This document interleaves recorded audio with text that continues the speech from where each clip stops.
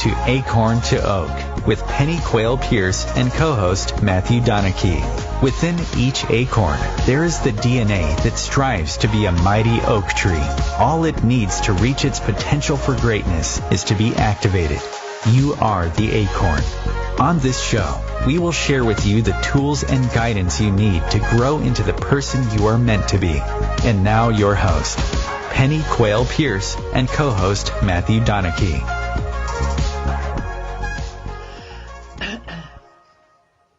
Hi guys, it's Penny, and I hope you're doing well this evening or this afternoon. And I'll just hand over to Matthew so he can say hi, and we'll take it from there. Good evening, everybody. I hope everybody's well. Really looking forward to the show. Don't know about America, but it's been particularly cold today in the UK, so glad to be wrapped up in the warm this evening. Actually, I was talking to Chris before we came on air, and he was saying it's about minus 10 there in Fahrenheit, wherever he is in the United States. And I thought, I thought we were cold, but that takes a biscuit. I take it all back. It appears we're still having summer in England. But it's raining as always. Yes. So it was really quite interesting this week. I wrote the copy for the this week's show, which is around bullying and etc. And it wasn't until I had actually written it and our admin lady, Emma, very kindly reminded me that it was anti-bullying week this week. So it's in full flow, apparently, anti-bullying.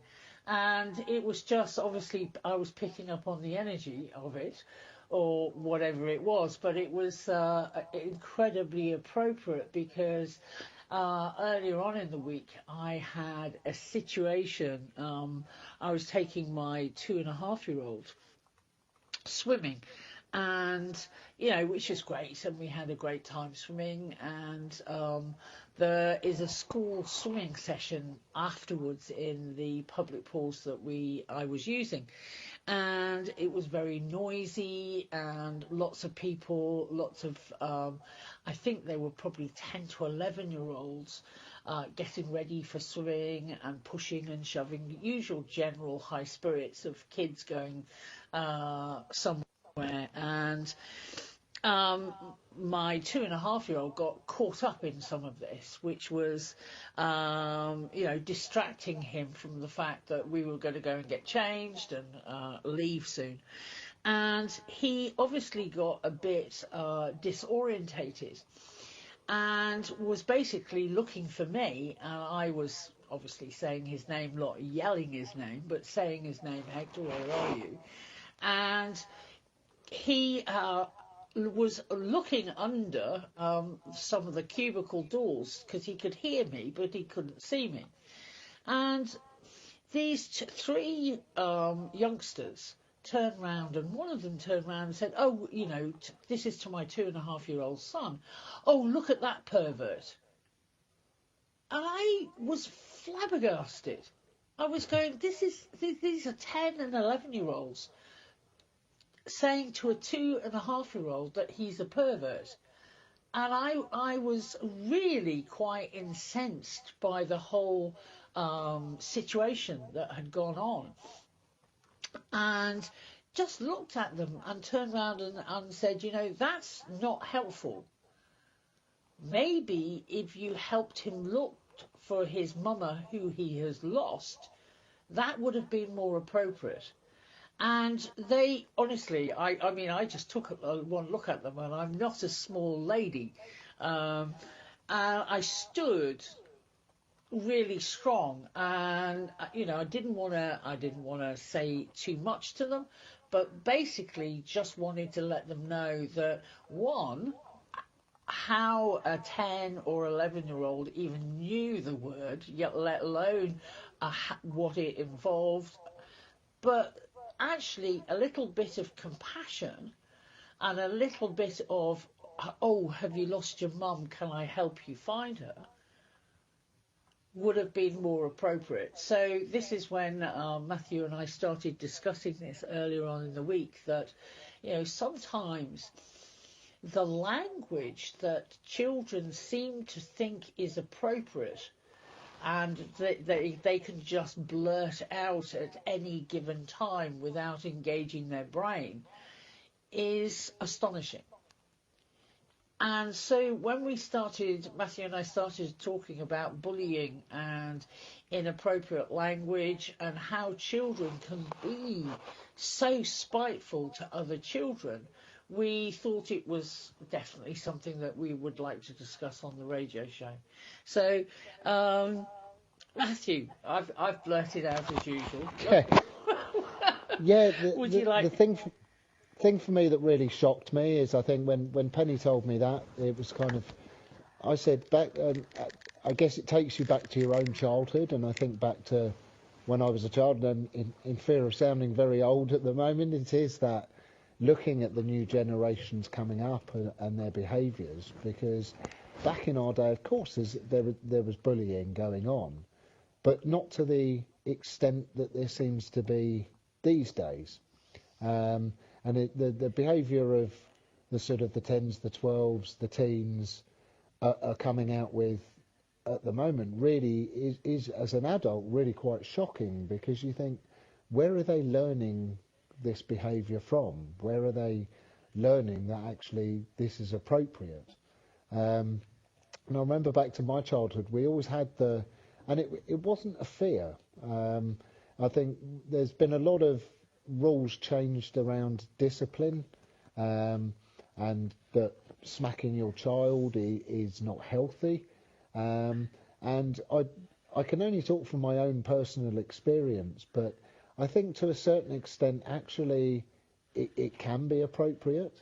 It takes me back to the days of when me and my brother would be playing UFC in the living room, and when you've got two teenage boys going at each other like there's no tomorrow, and not listening to you, certain discipline, like we used to call it a clip round the ear, or a smack, is appropriate, because as an adult you only have so many options, and obviously your preference would be not to have any discipline at all.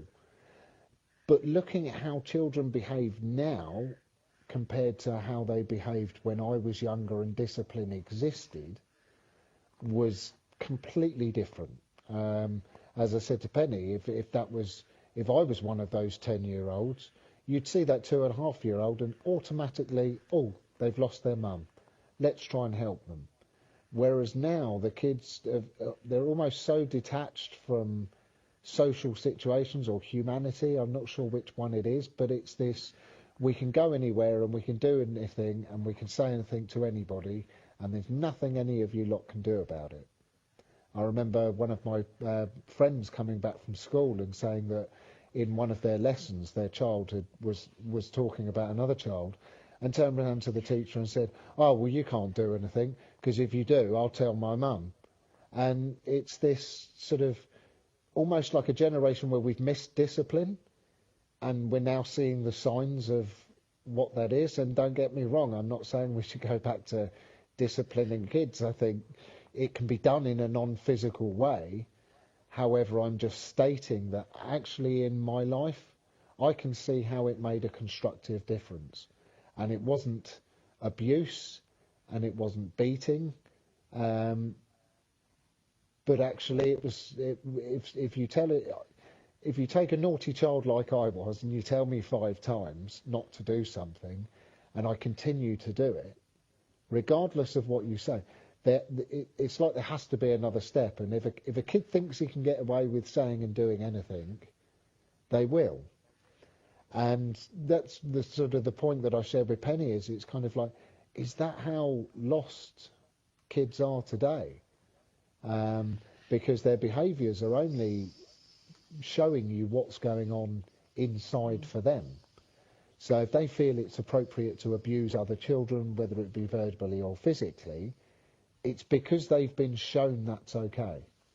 Whether that be from older members of their family, parents, or whatever it be. It's where they've seen an example of something playing out and thought, oh, I can do that. And kids, you can kind of let it off a little bit. They're still learning. They're very much sponges, and they're only taking on what they see. But when you expand it and actually look at how most adults treat each other, the amount of adult bullying that's going on in today's society and still going on. Because what shocks me is it comes out to the public that these things are happening, and then it just seems like over the years they get swept under the carpet. And I think that's probably why generation to generation, when we have new issues and don't know quite how to deal with them, because it's because of the teachings we've been teaching them before, so to speak. So it's learning that middle ground of how can we effectively change the problem. It's all very well talking about it, but what's a constructive way of actually making a difference? And it's also, coming up with a game plan or an action plan of how to educate our children slightly better than they seem to be educating at the moment. And it is really, as I said, I was very shocked at that type of behaviour, and actually had a quiet word with the teacher, and basically, it's a public pool. So, you've got all sorts of people. I've just been to a mother and toddler group for swimming. But you also have older people there. You have all sorts of people there. And it was just a lack of supervision of them being in the changing rooms. I mean, they basically, at the pools there, they say that the school kids will use the communal changing rooms. Well, none of them were. And they weren't only using the single changing rooms, but they were leaving their clothes and their gear in it. So, in fact, it took me ages to find a changing room where I could take Hector so I could get him changed out of his swimming gear. So it was, I look at things like this and I just went, it was an incident pit waiting to happen. Too many kids getting excited and thinking they could mouth off with no consequence. And it wasn't difficult for me to protect Hector. Obviously I took him away from the situation and I made sure that he was happy, and obviously getting him warm because he was quite cold after the swim. But I just, it's one of those things that comes back at you and you just think, hang on a minute. There was a child who was verbally attacked, and I'm his mum. My job is to protect my son, and therefore need to make sure that type of situation doesn't happen again. And you look at it and just go, well, do I take him swimming again? Or do I not take him swimming again? And you suddenly realise that if you allow the thought form to continue to go around your mind, you actually reduce what you're going to do, because you think, well, I won't take him there again. Whereas, in fact, he loves swimming, so of course I'll take him again. But I'll just make sure that we're out of the pool before the school kids hit the changing rooms. And so, but that is a very, very small example, and I don't want to make it bigger than it is. But what is amazing is, I think, the technology that kids are exposed to now. They're all on the internet, they're all watching all sorts of different things on the TV. The language and the behaviour of actors has no consequence. And it just depends what they're allowing, some of this, stuff that they're watching is not necessarily a healthy example of good behaviour. It's not a healthy example of moral conduct. It's not a healthy example of how people show compassion and empathy. And, it's making sure that the kids grow up in a happy environment so that they don't feel that they need to take out their issues on other people. And this is one of the things, obviously at Acorn to Oak, that we're very, very aware of teaching children emotional intelligence as soon as we possibly can, so that they can acknowledge how they feel without acting it out or taking it out on other people, and especially on other children. I'm a big strong lady and I can look after myself, but when they're taking it out on people of their own age, or in fact younger children, it's just not okay behaviour. So again, allowing Matthew to put this two-penny worth in. Yeah, and I think we're just going into a break, so I'll start that after the break.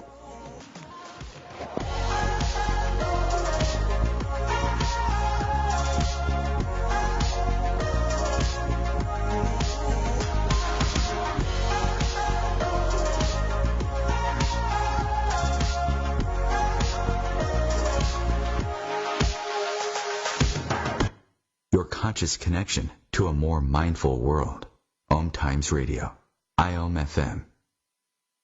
Om Times Magazine is one of the leading online content providers of positivity, wellness, and personal empowerment. A philanthropic organization, their net proceeds are funneled to support worldwide charity initiatives via Humanity Healing International. Through their commitment to creating community and providing conscious content, they aspire to uplift humanity on a global scale. Om Times, co-creating a more conscious lifestyle. I'm Kathy Williams, host of Sexy Mom Abundant Life radio show on Thursdays at 5 p.m. Eastern, 2 p.m. Pacific. On the show, we explore living abundantly in every area of your life. Ways to let go of limiting patterns and beliefs and to step into the flow of creativity and possibility, knowing you are supported by the universe. We are talking about your life. Ever wonder, is this as good as it gets? No, it could be so much better. At Acorn to Oak, we know you are seeking more happiness, joy, unconditional love, financial freedom, passion, and purpose. Find your unique mojo and live an extraordinary life. Want to know more? Contact us at our website, acorntooak.org.uk. 1 in 3 adults has prediabetes. 1 in 3. That means it could be you, your football buddy, your football buddy, or you, your best man, your worst man, you, your dog walker, your cat jogger.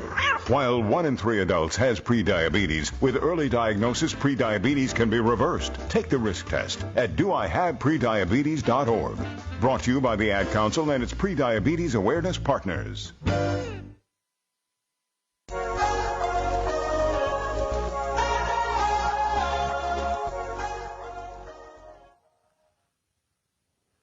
So, hey, Matthew, are you there?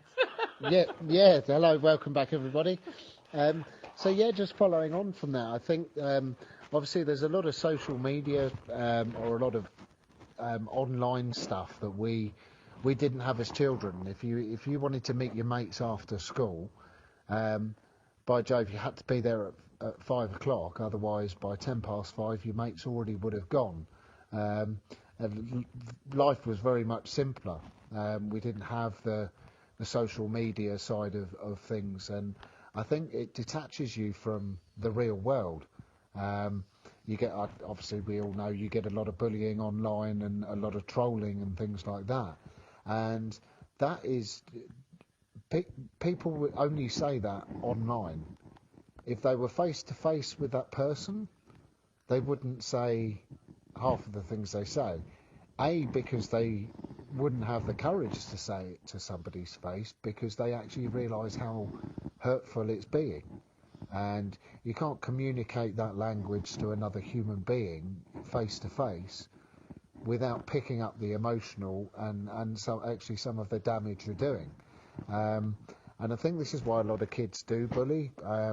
When if you wake up in the morning and you have parents that wish you good morning and tell you they love you and are helping you get ready for school, and there's a healthy relationship there, then you can go to school very happy and get on with everybody. If you've woken up in the morning and you've been told to get out of bed and you're being ordered around and shouted at and being called all sorts of names, which unfortunately adults take a lot of our emotional stuff out on children, and you can see it out in public. Supermarkets in England is the perfect place to see that kind of behaviour, because you'll have mothers and fathers absolutely losing it at their kids, because right in that moment they can't handle what's going on, and the kid asks them a question and they completely unload on the kids. So when you have these children that they don't have the best mornings, they're waking up to sort of parents that can be abusive and that sort of thing, and then they go to school and their way of making themselves feel better about being bullied at home is to then bully somebody else, because then they're not the bottom of the food chain.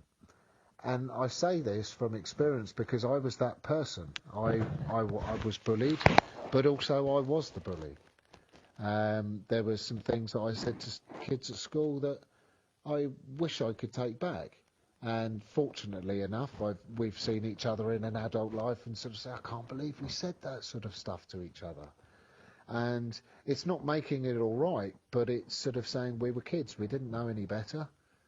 However, we wouldn't say that as adults. And I think that's sort of like almost like a big difference between children today, is that they are allowed to get away with so much that actually they see anything as acceptable. I agree. I think it can be really quite difficult because I've got a 2.5-year-old, and he can push your buttons and he can be pretty full on, and it takes somebody and I've done 30 odd years not only of emotional intelligence for myself but also teaching emotional intelligence. And it takes a very strong person not to get dragged by some of the behaviour of a 2.5-year-old. Bless them. They're learning their boundaries and they're learning how to be in the world. And, to consistently say no with grace and charm and as much empathy as you can, but to consistently say no to somebody who repeats and repeats and repeats and repeats the same request is tough. It is tough, and I understand how people can just go, for heaven's sake, for a quiet life, just give the child what they want. But what we're not getting is that is not helpful behaviour, because you are their pole star. You are, as far as a child is concerned, the parents are mother, father, God. They have the omnipresence and the power in their lives, and if you don't take that seriously as a parent, you can make the child confused and slightly frightened and scared when boundaries do come down. So without strong and finite boundaries, children can run amok, and it leads to growing selfish and self-absorbed adults, and it's a real difficult thing. And it's great that the anti-bullying week is in full flow, because these things need to be talked about and hashed out. And adults now, as I said, can be quite scared of how a child is going to react in any one situation, and they don't they don't want their child or their teenager to be acting out in front of other people, because they then think it's a stain on their own parenting. And nobody gives us a degree in parenting. No one gives us a degree in childcare. An awful lot of us basically make it up as we go along. I was in an incredibly lucky situation. I trained as a registered sick children's nurse at Great Ormond Street Hospital for Sick Children. I have an MA in child psychology, but I tell you what, none of that prepares you to be a parent. None of it, because what actually helped me and prepared me for being hopefully a good parent is the work that I've done on within my inner self, on myself, is healing an awful lot of the stuff that was going on for me and my issues in childhood, but also emotional intelligence, and realizing that actually to step away and take a breath is the best possible action you can take when you're actually dealing with children. One of the things I did on Wednesday was step away from the three, 10 or 11-year-olds, take a breath and go, well, he's looking for his mum. He was obviously looking for my mum. He wasn't crying because he's not a crier, but he was obviously searching for me and trying to find me. And I was trying to find, my remit at that moment was trying to find a cubicle that I could take him into to get him changed. And it's really interesting how we become, society. It was interesting what you were saying earlier on, Matthew, about, we've divorced ourselves from ourselves. Yeah. In this I can't even say the word, technology crazy world, we're distracting ourselves with all sorts of different things and not centering within our authentic self. And if they could put themselves, if those kids, and this is what I was trying to say to them, is, if you remember back to when you were lost, how did you feel?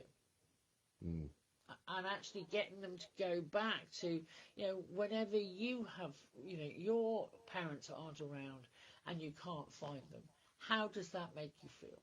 If nothing else, it makes you feel unsettled and, worried that you're not going to, meet up with them again. And everybody's had those experiences. And it's just trying to get the kids to have a little bit more empathy to, for everybody. One of the things that I was brought up on was, there but the grace of God go I.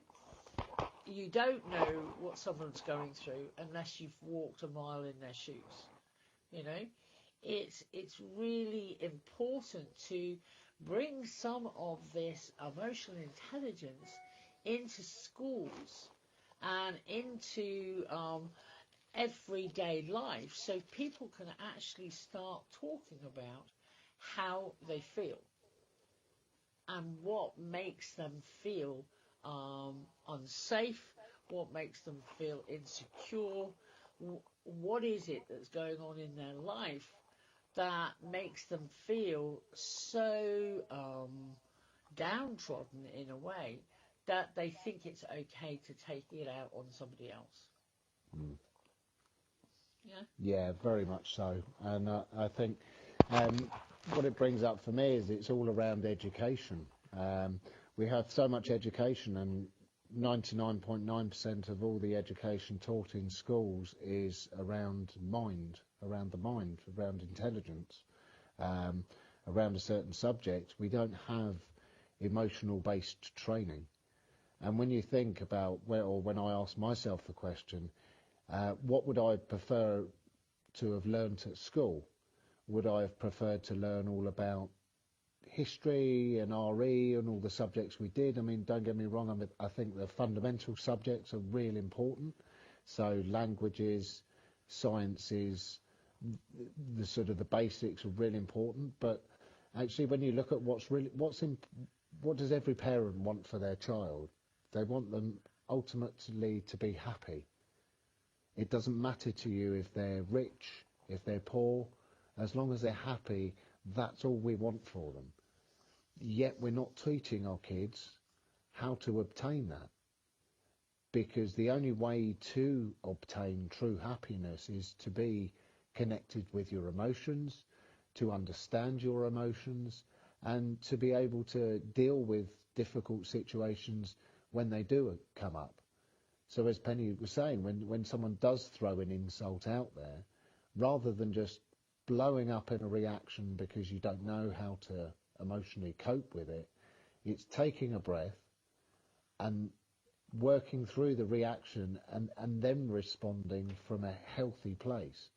And if we all did that, well, we'd have peace on earth. And it is that simple.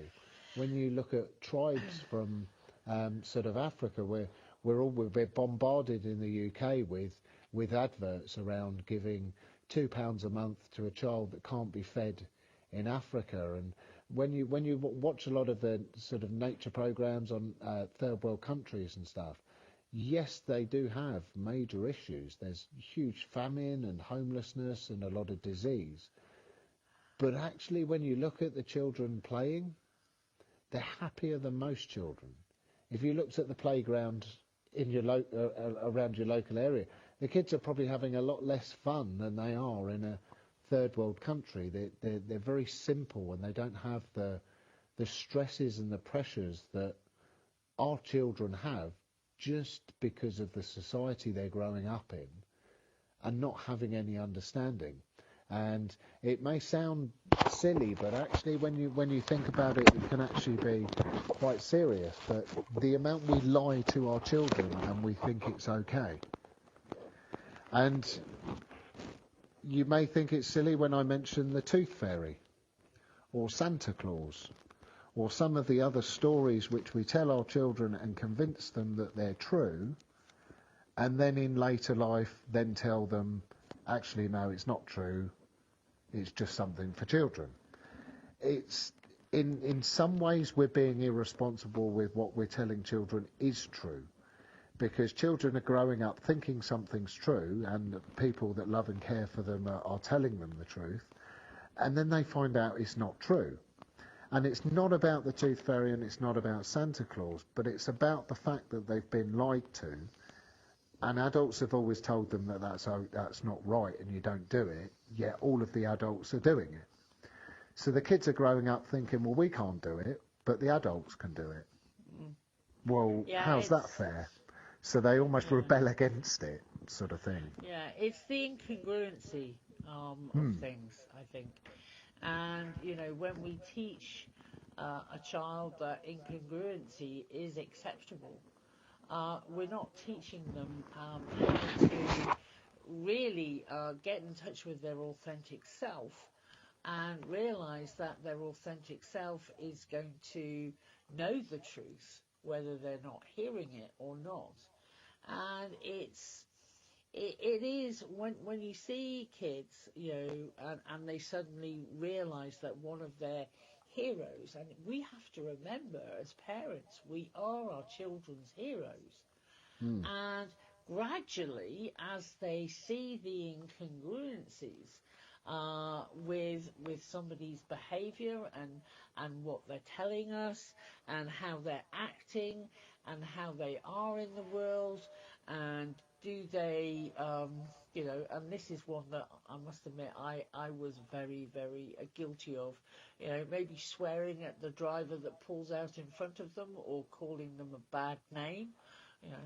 I've been known to do that on occasions. It's, a child picks up on that and just goes, why is my hero or heroine acting this way? This is not who I would like them to be. And it's really important that, we realise that even our behaviour, because you would say that swearing at somebody or telling them that their parents aren't married when they pull out in front of you, or if they're driving too slowly or whatever, all of this goes into the child's mind and the child's energy field. And when we talk about, an energy field is chocker full of situations that, when a child sees something that's incongruent, it just confuses them. Yeah, and if they see it on a daily basis, then, they think that they can do that behaviour also. And, they start telling, white lies, or they start, manipulating the truth slightly, or they start manipulating others in their life so that they can, if they misbehave, i.e., will I get that chocolate? Will I get that sweet? If, one of the things, as I was saying earlier on, with Hector, if he repeats the same thing time and time again, will he actually wear me down and get what he desperately wants? And when I say desperately wants, it's not an authentic need. Obviously, for me, as a parent, I will, very much provide his authentic needs. If it's a want, then he'll have to wait until it's convenient for me to give it to him. So no, I don't respond to wants. So we're coming up for another break, and we'll continue the discussion after the break.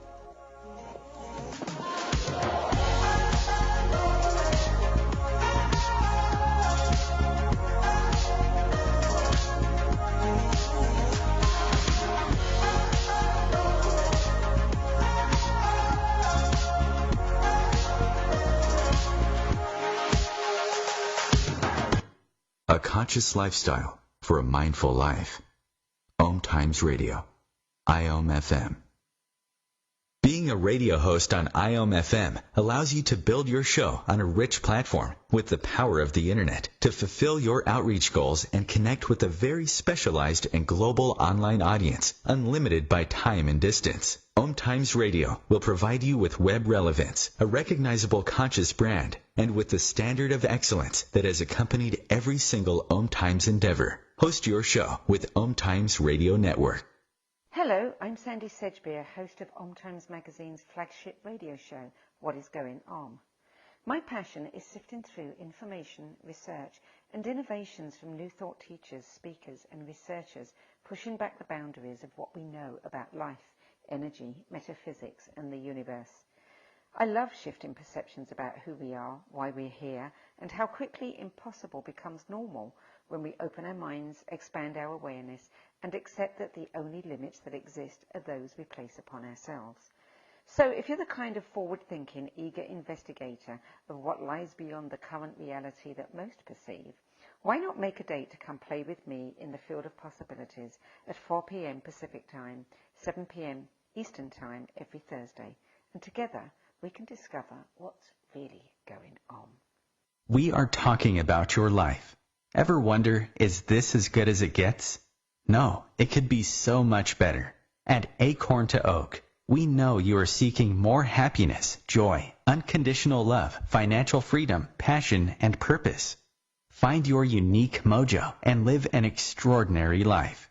Want to know more? Contact us at our website, acorntooak.org.uk. Long ago, you wouldn't think of galloping on a horse while doing calligraphy, and you wouldn't have attempted to ride your bike while typing a letter, Yet you think you can safely operate a multi-ton vehicle while texting? Behind the wheel is no place to multitask. If you want to BRB, drive now and text later. Lives depend on it.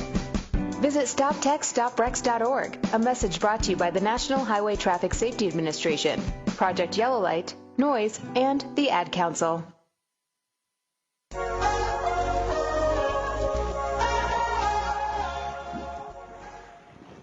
Hi, we're back. So we're talking about bullying and anti-bullying week this week. One of the things that's really important, and one of the things I wanted to say in this section is very much, if you have suffered from bullying, if you are still suffering from bullying, if there's something going on in your life that is not how you would like it to be, the most important advice I can give is to seek help. Find help, whether that be professional help, whether that be a friend, whether that be a parent that you can talk to. But please, reach out and get some help. Get a friendly person who can help you move through, if nothing else, just to talk about it. And if you need to talk to a teacher, or you need to talk to somebody in more authority, then do so. If not, reach out to us, Acorn to Oak, and talk about it. It's really important that you feel that you can be secure enough and safe enough to live the life that you choose. And, I just wanted to mention that before, as we go on. Because, again, as I said, without strong and finite boundaries, people get lost and they lose their way, and they just feel helpless and hopeless, and they just don't think they can make any changes in order to make it better. And, it leads to self-serving behaviour, in adults that, have no idea what empathy or kindness or true happiness it really is. And, having spent 30 odd years perfecting my art of happiness, I highly suggest that you take the chance and you make the commitment to seek happiness for yourself in whatever form it comes in. So again, handing over to Matthew so he can add his thoughts to this. Yeah, very much. For me, it's that don't suffer in silence. Don't be a statistic. Take it from someone that was bullied, and as I said, I bullied others. It's not like I'm 100% innocent here, but it is that be careful of the words you use, and sort of treat each other kindly, but also treat yourself kindly. Don't allow people to make you feel this way. Having worked in the construction industry for many, many years, one thing that I found, especially towards the end, was that construction, there's so many guys within construction that are only surviving mentally because of being in construction. Now, by that I mean on a healthy construction site, you'll have guys that we'll josh and we'll have a little bit of mucking around and mickey taking, which is perfectly acceptable, and it gets most guys through the day on a construction site, having a laugh, being able to forget what's going on and just have a laugh with the lads.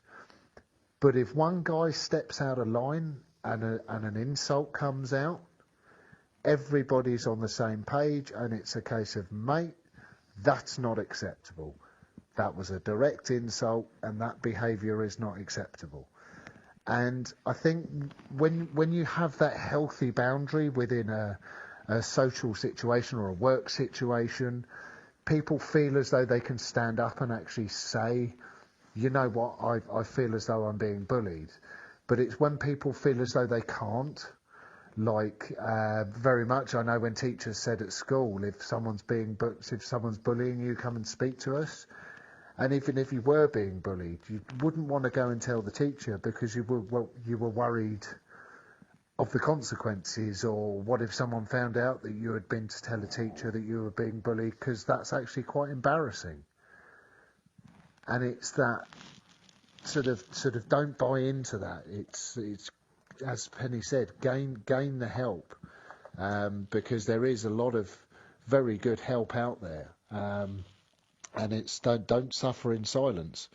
Very much like I said, I'm glad I found breath work, because it was some of the abuse and bullying that I sort of received as a child, which led my behaviours to be unhealthy in my late teens and early 20s. And by the time I got a grip on it, it was at a stage where I wasn't sure whether I wanted to be here, and life had to dramatically change, or I could only see it going one way. And obviously found breath work, and Acorn to Oak, and did a lot of deep work, and you realise how some of our behaviours that we're doing today are because of a root issue 30 years ago. And I would say to anybody that's going through that at the moment, don't wait as long as I waited. Don't feel as though you can't speak up. You're just as important as everybody else, and you deserve to be treated that way. And I think it is real important, because it's where it all starts. If we can teach children young where we've gone wrong, and I think a lot of this is based around that, as adults, us turning around and saying, do you know what, we've got a lot of stuff wrong. We accept a lot of the systems that we've put in place, and some of the education, and just some of the stuff we're telling our children. We've got it wrong, and we need to just say we've got it wrong and make a change, rather than sweeping it under the carpet and sort of not doing anything about it, because nobody wants to admit they were wrong in the first place. Yeah, and it builds into a mountain the size of Everest. Yeah, it really does. It is really difficult, I think, having a situation in my life earlier on in my life, and it took me 15 years to break the silence. And I think when you feel that you're going to be judged, or you're going to be bullied some more, or someone is going to take their love away from you, if you do break the silence, then this is it. And I think, when bullying happens, you feel so small and so helpless and hopeless, as I was saying earlier on.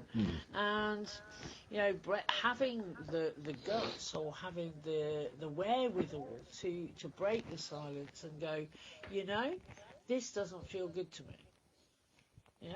There's ways of doing it without needing to lose your rag, lose your temper, get pissed off or around it. It's just actually saying, I've had enough of this. This is just not acceptable to me anymore. And it is very, very, very difficult, I think. But also so important to, and the amazing thing is most kids know that there's childline, there's all sorts of different ways of getting in touch with somebody who will listen and who will help. But it's also really important to know that, there's parenting groups out there, there's times where, even I have looked at my 2.5-year-old son and think, yeah, I'm just about to drop kick him out the window here. The behaviour is so, 2-year-olds can do that to you. Yeah. They can make you want to, scream blue murder. And it's at that time where you just need to, as I said, take a breath, step away, leave them safe in a room and take 5 minutes out and realise that, if in giving yourself that space, in giving yourself that time, you can go back and re-engage in a totally different space than you were in before. And one of the things for me is obviously when I use that technique, I always go back in, and if I've said something that was a bit dodgy, or mummy was getting a little bit upset, or she was angry about that, then I apologise straight away to my child, and say that was not very good, and I'll have a hug and a cuddle or whatever it is. It hasn't happened very often. The amount of times that I can hold up my hand to. But then, as I said, I've had a lot of different training and a lot of emotional and intelligence training. And if you haven't had that, I look at people and I just go, whoa, and I have one son. There are many people who have 4 or 5 kids, and I just look at them and think, what they need is a hero badge. Yeah. I look at them and I go, it's real easy to judge. Obviously I hang out in soft play areas nowadays because I've got a son at this age, and you see maybe somebody sitting, or a mum sitting down there and texting a friend or having a conversation on the phone, and their kids are in soft play. And I look at that and I go, it's real easy to judge that they're not actually with their children. But then you look at it and go, they're safe, the children are happy, they're running around, they're getting exercise. And, each parent sometimes needs 5 minutes. And I send them as much loving energy as I possibly can. And I go, there but the grace of God. Go on. There but the grace of God, is me, turning to alcohol at night. I don't drink, but you can understand sometimes, I've fancied a gin and tonic every now and again over the last 2.5 years, but you just look at it and go, sometimes you just need to take some time for yourself as an adult. But that also means that you need to take responsibility to create as much happiness in your own life so that you can show by example, because children do learn by example. So anything else you wanted to add to that, Matthew? Yeah, I think it goes back to something great. Is off planet now, but Dr. Sean Stevenson said to us on a talk last year was a lot of parents would say they would die for their children, but it's like live for your children. It's like be that good example, and very much as Penny used the phrase to drop kick the baby out the window. I've been in that situation. I've been in the situation where I'm so consumed by my own emotions, the child then relying on me for what they need. At the time, I just couldn't handle it. And you can either choose option A, which is to blow up at the child, which is what most people do because we don't know what else to do. Option 2, which is what I would always do, is taking a breath, making sure that that child is safe where they are for the next 2 minutes while I go out the room and just take a few breaths and deal with my stuff. And this is the really important thing. It's my stuff. It's not the child. So why would I take it out on them? And it's that take yourself away for a couple of minutes, get yourself emotionally balanced, and then re-engage with that child. And not only are you helping yourself because you're learning how to cope with your emotions and your children better, but you're showing them the example. Because the child will see that you're getting slightly upset or angry or frustrated. Children are sponges, so they will see it, they will pick it up. And for them to notice that actually you've you've gone through a reaction, and it is that showing by example. They may not understand that's what you're doing, but they'll see that's what you're doing, and therefore that will help them gauge how you're acting. And that was a real important one for me to learn, that leave a child when it's not screaming. Children have 2 cries, 2 or 3, and it's not engaging when they're just grizzling, but it's actually engaging when they genuinely need that attention. I think it's real important. Again, everybody finds their own way as a parent, and we're not here as judge and jury over that whatsoever. No. We're just, everybody muddles through the best they can, and it's, for me, it's very much saying to people that, if you invest in yourself, then you can invest in your children. Yeah. And it's giving them as much honesty and self-worth as you possibly can. And hopefully that rubs off and they can give their self-worth to other people by being empathetic and kind and in true happiness. Anyway, I hope you have a great week, and hopefully the weather will improve on both sides of the Atlantic. Take care. Thanks for listening. Speak to you next week.